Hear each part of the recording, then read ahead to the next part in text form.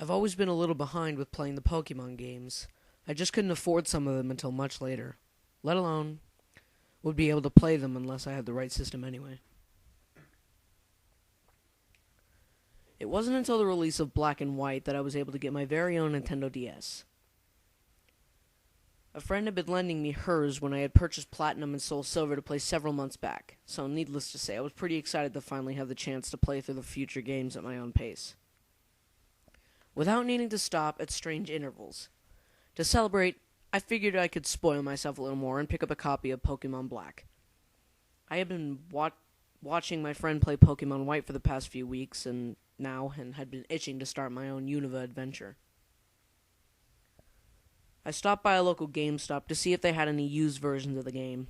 I knew it was a bit of a long shot since Black and White had been released earlier in the month and probably wouldn't be on the used shelves yet.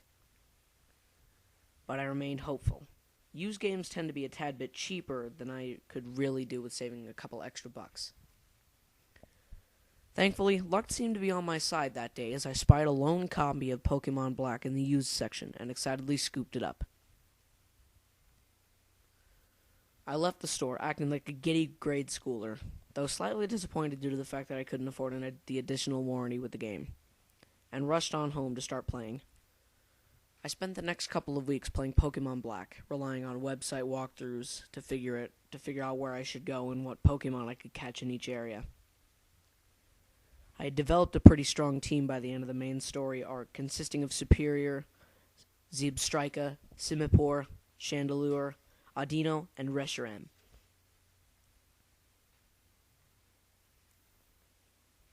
I love the legendary dragons in this game, so immediately after I finished my final battle with N and such, I promptly got myself a Zekrom through the GTS and a Japanese one at that to boot. However, there was one Pokemon I wanted most in this game, Kyurem. I had fallen in love with Kyurem since I first saw its design on a Bulbapedia about a year back. It had made me a little sad that I couldn't get him until I was done with the main storyline. Though, after reading that you encounter him at level 75, the wait was probably well worth it, especially with the randomly high-level trainers who appear in the main story arc. After exploring a few other features that unlocked a beating of the main game, I took my team and went hunting for Kyurem. After arriving in the village which spoke out a monster that lives in the giant chasm, it took me a little while to figure out where to go in order to reach Kyurem's lair. Finally, I came across the boulder I needed to move to get into the area and excitedly ventured into the chasm, fainting a couple of opponents with my Reshiram and catching a much-needed Ditto along the way. It wasn't long before I reached the point where you hear Kyurem cry and the area turns into a snow-filled wasteland. I got a little lost while trying to find the cave that would lead me to the Pokemon, but I eventually found it and hurriedly made my way inside. This is when things started to get a little weird. According to what I read online, I should have emerged into a cavern where Kyurem would be waiting for me to interact with it at the end. Instead, I ended up in some sort of tunnel which made a sharp turn to the left. Perplexed, I figured that perhaps the information I had read for encountering Kyurem was incorrect, or was at least partially relayed by the websites. So, I just decided to follow the tunnel anyway. I was surprised to find that no wild Pokemon appeared as I continued into the area, but gathered that was just a part of the game play at this point. After the sharp left turn, the tunnel straightened out, and writings on the wall, much like what you would see in the underwater ruins, only on a brown background, began to appear every 20 paces or so. After interacting with one of them, I noticed that these writings were readable, and were telling the story of Kyurem in dialogue boxes. Backtracking, I learned that this story was told by one of the villagers who was kidnapped by Kyurem years ago, though the tale was different from what I had heard in the village earlier. According to the first four walls, Kyurem was supposedly the original body of Reshiram and Zekrom before the dragon split in two. The remaining husk traveled to the farthest reach of Unova it could find, before finding solace in the underground where it was supposed to sleep for eternity. However, when the icy meteorite fell to Earth, it crashed into the area where Kyurem dwelled and stirred the Pokemon from its slumber.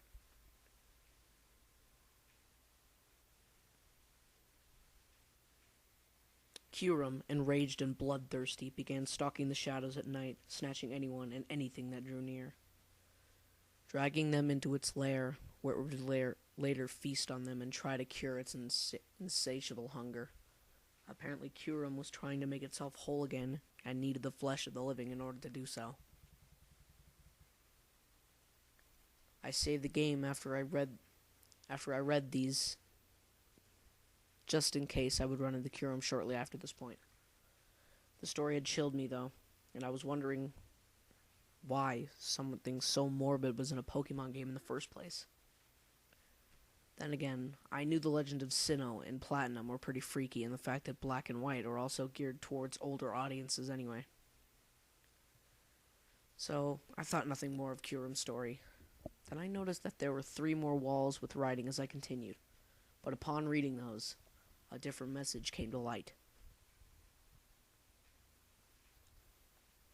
In order, the 3 walls said, "Get out, don't venture further.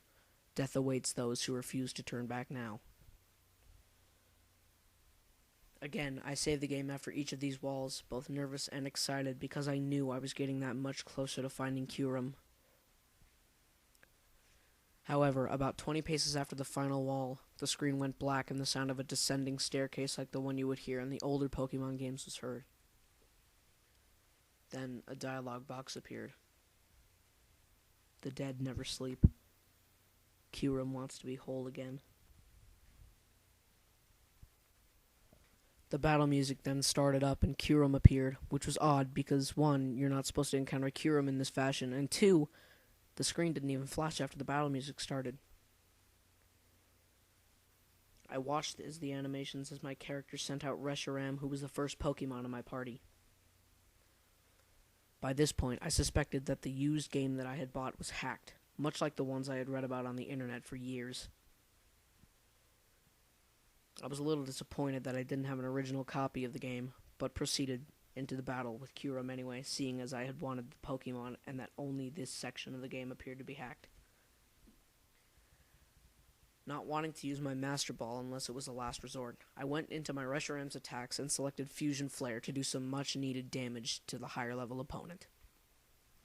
Kyurem's speed must have been higher than my own, however, seeing as it moved first with sheer cold and, unfortunately, hit me with the attack, causing Reshiram to faint in the 1 turn. No matter, I figured. I had 5 other Pokemon who could weaken Kyurem just as well.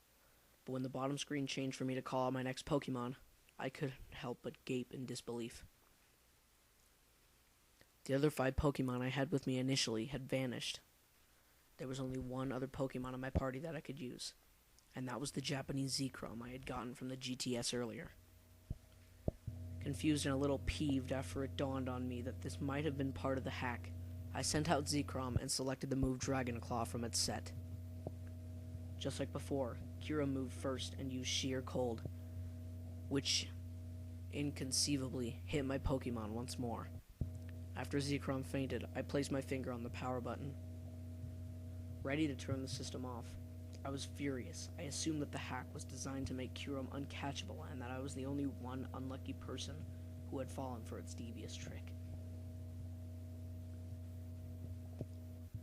My plan from here was to reset the game, backtrack to the main entrance, and fly to a nearby town so I could later trade a Kyurem from my friend and get it through the GTS instead.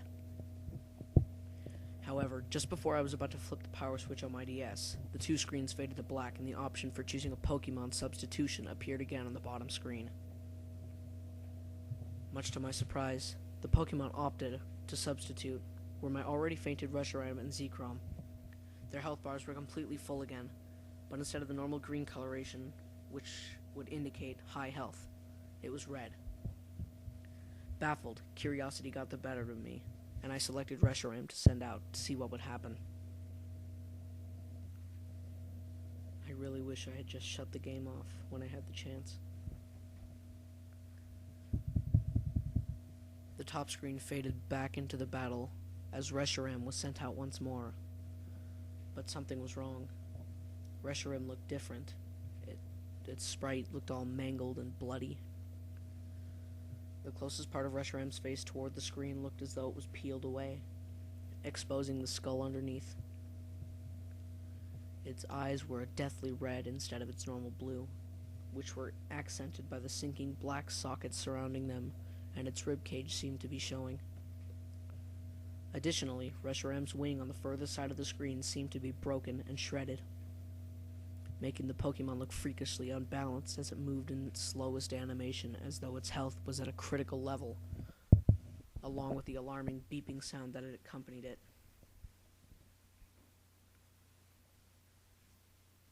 What really set me off, though, was the sound of its cry. It was a long, distorted, and droning, and crackled a little midway through. I felt sick. The current state of my Reshiram made it remarkably difficult for me to look at it any further, so I turned my attention to Kyurem instead, so that it wouldn't double over in illness. I looked over at Kyurem and noticed it had changed too. Unlike my Reshiram, however, Kyurem didn't look disfigured, but healthier, rather.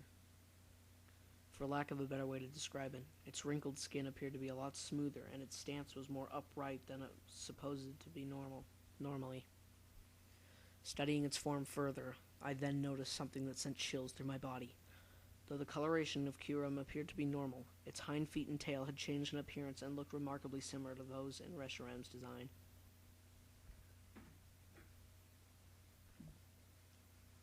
Fear gripped me. It was almost as if Kyurem had absorbed parts of Reshiram into itself in an attempt to be whole again, much like what the story from the walls was saying. I shook my head, feeling stupid for even humoring the notion. This was just some sort of sick hack, right? Before I could do anything else, a dialogue box suddenly appeared. Kyurem wants to be whole again. The animation for Reshiram hurting itself played, and its health dropped significantly, only till it had one remaining hit point. Another dialogue box. Reshiram hurt itself. Then the long, distorted cry of Reshiram sounded again, as its last remaining bit of health vanished while the fainting animation played. Reshiram died. Again, the two screens faded to black and the Pokemon substitution prompt came up on the screen. I noticed that Reshiram had completely disappeared now, and that Zekrom was the only Pokemon left in my party. Its health bar was still full and red. I was terrified. What kind of hack was this? I sat there, staring at the prompt screen, struggling between my own perverse curiosity to continue and desire to just shut off the DS. After about 5 minutes, I selected Zekrom to send out. And just like before, the top screen slowly faded back into the battle as Zekrom made its appearance. Like Reshiram beforehand, it too looked bloody and mangled. But on the opposite side, the only difference, however, was that Zekrom's closest arm to the screen appeared to have stripped down to the bone, and its sunken eyes were a sickly yellow rather than red. It had the same slow looping animation, accompanied by the beeping critical health sound.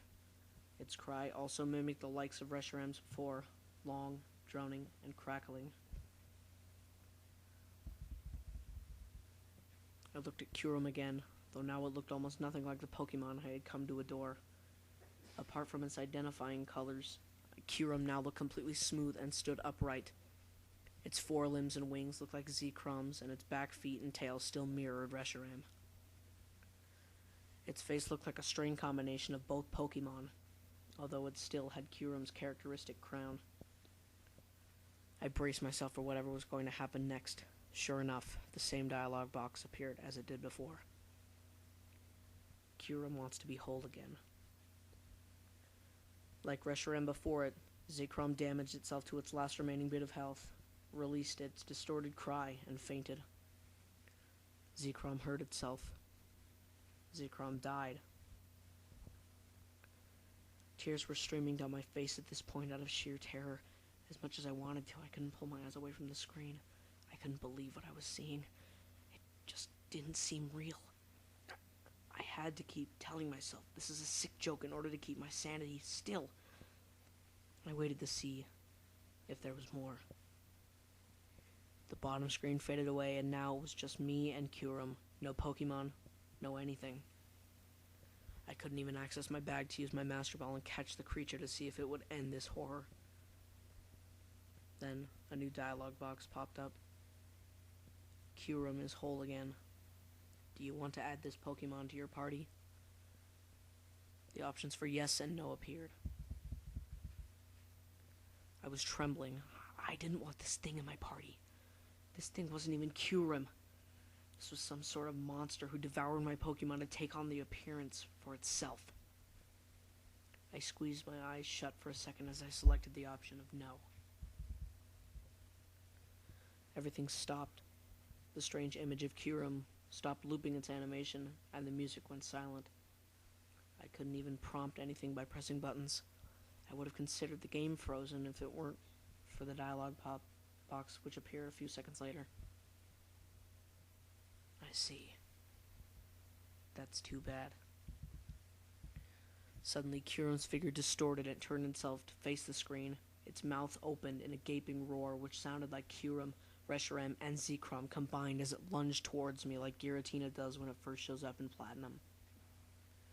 The sound blasted so loudly out of my DS speakers that I screamed and dropped the game in startled surprise. Backing away from it as I did, I sat, huddled on the couch, staring at the game console as though it was possessed. Then I noticed the familiar sound of the startup screen as it began to play through. Hesitantly, I reached for my game and pressed start, bringing myself to the opening menu. My game had been erased. The option of new game appeared where my file was supposed to be. Not wanting to deal with my hacked black version anymore, I shut my DS off and tossed it to the side, where I left it alone for the rest of the day. I haven't touched my Pokemon Black since that day. My friend had tried to coax me into playing it again, but I just can't bring myself to place the card in my DS. I actively avoid watching or battling players if they have Reshiram, Zekrom, or Kyurem on their team. The images of those Pokemon remind me too much of what I saw. Those who have listened to my story have asked if they could take the game off my hands so they can see what happened before themselves. I refuse to let them. This hacked game will be my curse to bear alone for all time. The images are just too horrible to share. Needless to say, I never bought a used game ever again.